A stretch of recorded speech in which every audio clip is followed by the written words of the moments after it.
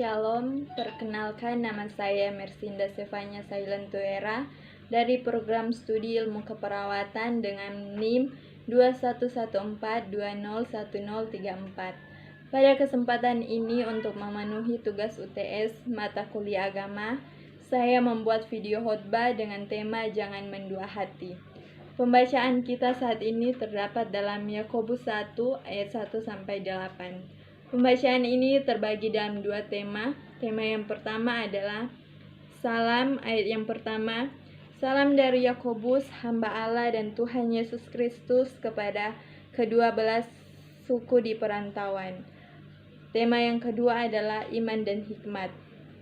Ayatnya yang kedua, saudara-saudaraku, anggaplah sebagai suatu kebahagiaan apabila kamu jatuh ke dalam berbagai-bagai pencobaan, sebab kamu tahu bahwa ujian terhadap iman itu menghasilkan ketekunan. Dan biarkanlah ketekunan itu memperoleh buah yang matang, supaya kamu menjadi sempurna dan utuh dan tak kekurangan suatu apapun. Tetapi apabila di antara kamu ada yang kekurangan hikmat, hendaklah ia memintakannya kepada Allah, yang memberikan kepada semua orang dengan murah hati dan dengan tidak membangkit-bangkit. Maka hal itu akan diberikan kepadanya. Hendaklah ia memintanya dalam iman dan sama sekali jangan bimbang. Sebab orang yang bimbang sama dengan gelombang laut yang diombang-ambingkan kian kemari oleh angin. Orang yang demikian janganlah mengira bahwa ia akan menerima sesuatu dari Tuhan. Sebab orang yang mendua hati tidak akan tenang dalam hidupnya. Saudara-saudara yang dikasihi Tuhan, Yakobus adalah saudara Tuhan Yesus Kristus. Dalam ayat yang pertama, pasal yang pertama, kitab Yakobus tertulis, salam dari Yakobus, hamba Allah dan Tuhan Yesus Kristus kepada kedua belas suku di perantauan. Yakobus adalah salah satu pemimpin gereja mula-mula saat itu. Ia menulis surat ini untuk orang-orang Kristen Yahudi yang tersebar di berbagai daerah karena penderitaan yang terjadi di Yerusalem. Apa maksud surat Yakobus ini? Yakobus menuliskan surat ini untuk menolong mereka yang telah percaya kepada Injil Kerajaan Sorga. Dalam kitab ini, kita melihat bahwa Yakobus sangat dipengaruhi oleh pengajaran Yesus Kristus yang telah satunya saat khotbah Yesus di bukit dan kitab Amsal terutama pada pasal 1-9.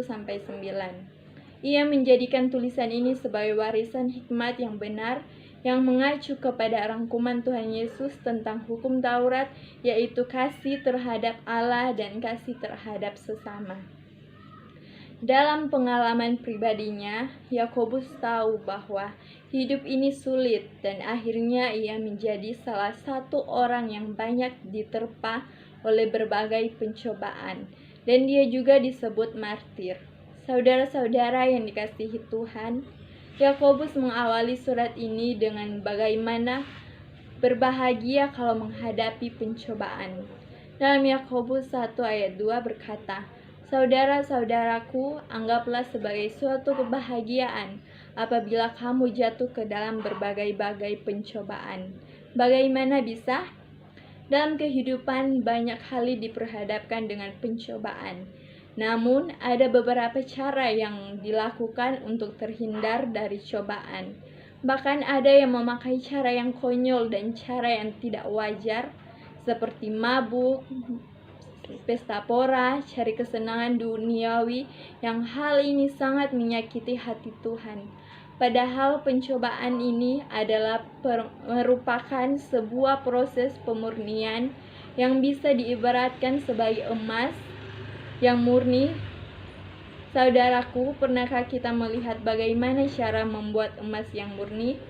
Salah satu proses untuk menghasilkan emas yang murni adalah dibakar dengan suhu yang tinggi, dan hasilnya adalah emas yang luar biasa indah serta mahal harganya. Bagi emas, api itu akan memurnikan emas tersebut. Demikian juga kehidupan kita. Kalau kita bertahan dalam pencobaan, maka hasilnya akan luar biasa. Ayat 2 dan 3 firman Tuhan, sebab ujian terhadap iman menghasilkan ketekunan, dan ketekunan memperoleh buah yang matang. Oleh karena itu, diperlukan karakter yang memiliki iman dan hikmat, sebagaimana judul bacaan ini. Paulus juga menulis dalam surat Paulus di jemaat Roma 5 ayat 3-5. Dan bukan hanya itu saja, kita malah bermegah juga dalam kesengsaraan kita, karena kita tahu bahwa kesengsaraan itu menimbulkan ketekunan, dan ketekunan menimbulkan tahan uji, dan tahan uji menimbulkan pengharapan. Dan pengharapan tidak mengecewakan, karena kasih Allah telah dicurahkan di dalam hati kita oleh Roh Kudus yang telah dikaruniakan kepada kita.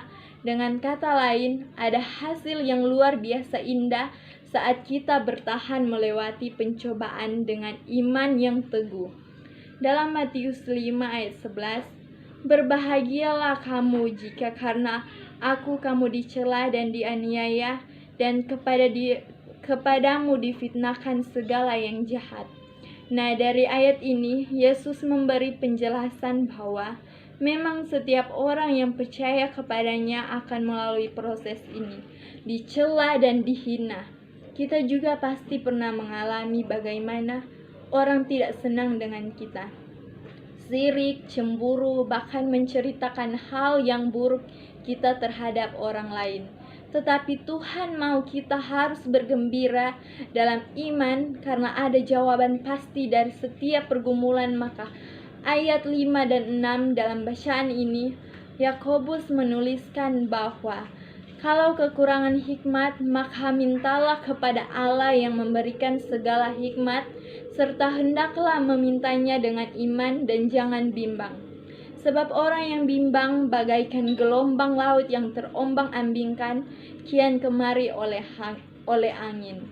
Hal ini menggambarkan bahwa orang yang tidak berhikmat adalah orang yang kalah dari berbagai pencobaan dunia. Kita harus memiliki iman sebagai mana Salomo yang memiliki hikmat yang luar biasa dan memiliki kalimat-kalimat yang bijak untuk kehidupan yang beruntung bersama Allah. Saudara-saudara, Tuhan memang mengizinkan pencobaan terjadi untuk apa? Untuk kemurnian iman. Kita bisa lihat beberapa tokoh dalam Alkitab, sebut saja Abraham yang diuji keimanannya lewat mempersembahkan anaknya. Bangsa Israel keluar dari tanah Mesir sehingga mereka dicobai di padang gurun. Kemudian saat pembuangan di Babel, Ayub yang diuji kesalehannya sehingga dia dicobai iblis, namun dia kuat karena keyakinan kepada Allah. Bahkan Yesus pun dicoba oleh iblis, namun dia tidak tergoda. Namun berangkat dari hal ini, maka kita meyakini bahwa Tuhan mampu memberikan kekuatan bagi setiap orang. Oleh karena itu, butuh ketekunan iman. Jangan mendua hati, sebagaimana tema renungan ini. Oh, kalau untuk remaja masa kini, tema ini sangat cocok sekali. Apalagi mendua hati, sangat identik dengan remaja. Kalau kita curhat dengan teman, topik menduakan si dia dan si siapa mantap sekali untuk dibahas. Topik ini juga seringkali ABG berkata cobaan yang mesti dilewati. Saudara-saudara yang dikasihi Tuhan, saat ini cobaan modern menimpa kita masa kini.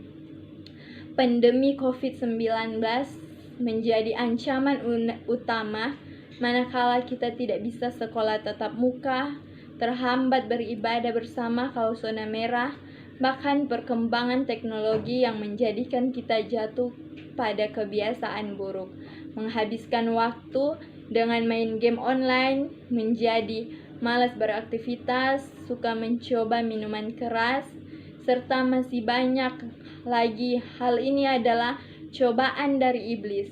Kalau kita berhikmat, maka kita akan senantiasa berbahagia. Bahagia saat kita mampu melawan kuasa jahat. Bahagia saat kita mampu mengutamakan Tuhan dalam hidup. Bahagia saat kita mampu berkata tidak pada dosa.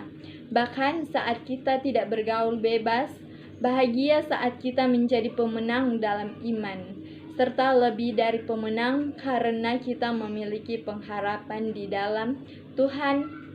Ayo saudara-saudara, mari bertahan dalam setiap pencobaan. Jangan menyimpang dari firman Tuhan. Jangan mendua hati yang terkadang percaya kepada Allah tetapi percaya juga kepada kekuatan lain. Tetapkan hati untuk meninggalkan dosa dan fokus kepada Tuhan supaya kita disebut berbahagia. Sebab saat kita tidak fokus kepada Tuhan, maka hati kita tidak akan tenang. Carilah kegembiraan surgawi, sebab kita semua sedang dan sementara menantikan kemahakuasaan Tuhan yang akan datang sebagai Raja Hakim yang adil.